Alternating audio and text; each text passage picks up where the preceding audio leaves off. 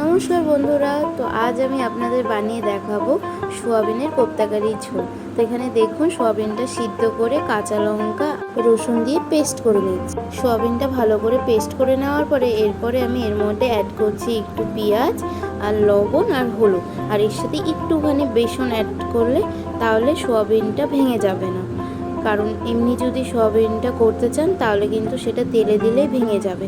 তো এবার আমি করে দেখুন এখানে বলের মতো তৈরি করে নিয়েছি। এবার আমি সাদা তেল গরম করে এর মধ্যে বলগুলো সুন্দর করে ভেজে নেব। তো দেখুন বলগুলো আমার ভাজা হয়ে গেছে। এরপরে জিরা ফোড়ন দিয়ে আমি একটু লবণ হলুদ দিয়ে আলুগুলো ভেজে নেব।